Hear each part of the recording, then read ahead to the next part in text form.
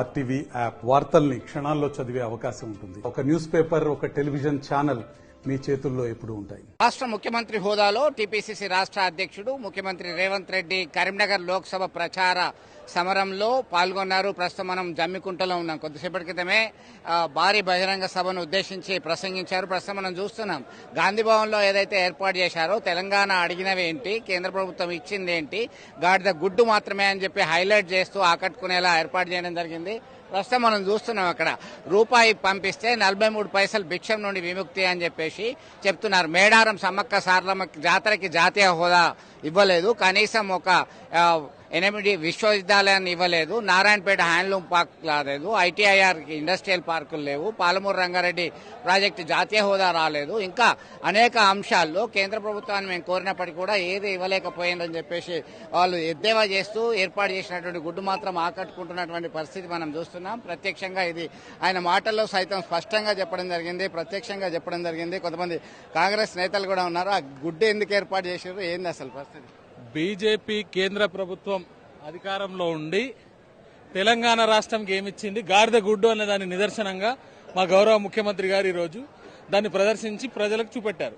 అంటే ఎట్లా చూడొచ్చు, లోక్సభ కరీంనగర్ లోక్సభ పరిధిలో మొదటిసారి ప్రచారంకి వచ్చారు, ఎట్లా స్పందన వచ్చింది? చాలా బాగుందండి. చూసారుగా ప్రజలు తండోపతండాలుగా వచ్చారు. ముఖ్యమంత్రి గారు ఏదైతే మాట్లాడతారని అనుకున్నారో 6 రకాల గ్యారంటీ స్కీములతో పాటు 5 రకాల న్యాయ గ్యారంటీ స్కీములను వివరించి ప్రజలకు గడిచిన రాష్ట్ర ప్రభుత్వం ఏదైతే చేసిందో, కేంద్ర ప్రభుత్వం గత 10 సంవత్సరాల నుంచి ఏదైతే ప్రజలను ఇబ్బంది పెట్టిందో ఆ రకమైన అన్ని కార్యక్రమాలను ప్రజల ముందు ఉంచుతూ ఎండగడుతూ మా ప్రభుత్వం అధికారులకు వస్తే ఏం చేస్తుందన్న ఆలోచన కొద్దీ ఇండియా కూటమికి ఓటు వేసి సహకరించాలని ప్రజలను విజ్ఞప్తి చేశారు. మీరు ఎక్కడి నుంచి వచ్చారు, ఎట్లా ఉన్నారు? బాగుందండి. నేను కరీంనగరే, కాంగ్రెస్ పార్టీ కరీంనగర్ నుండి ఉన్నాం. మొత్తం మీద ఇటు కార్యకర్తల్ని, నేతల్ని, ప్రజల్ని ఆకట్టుకునే విధంగా ఆయన ఏర్పాటు చేయడం జరిగింది. ఆయన స్పీచ్ లో కూడా, రేవంత్ రెడ్డి స్పీచ్ లో కూడా అదే హైలైట్ చేస్తూ ప్రసంగిస్తూ ఆకట్టుకునేటువంటి ప్రయత్నం చేయడం జరిగింది. ఒక్కసారి అవకాశం ఇవ్వండి, ఖచ్చితంగా ఇండియా కూటమికి కేసీఆర్ ని ఇంటి మీద కాకి మా పార్టీ ఆఫీస్ మీద వాళ్ళ తుపాకీతో కాల్చి చంపుదామని చెప్పేసి హెచ్చరిక జారీ చేశారు.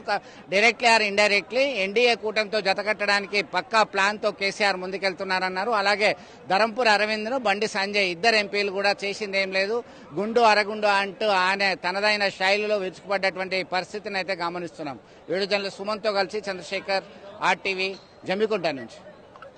మరిన్ని వీడియోస్ కోసం ఛానల్ ని సబ్స్క్రైబ్ చేయండి, లేటెస్ట్ అప్డేట్స్ కోసం వాట్సాప్ ఛానల్ ని ఫాలో చేయండి, అండ్ లింక్ డిస్క్రిప్షన్ లో ఉంది.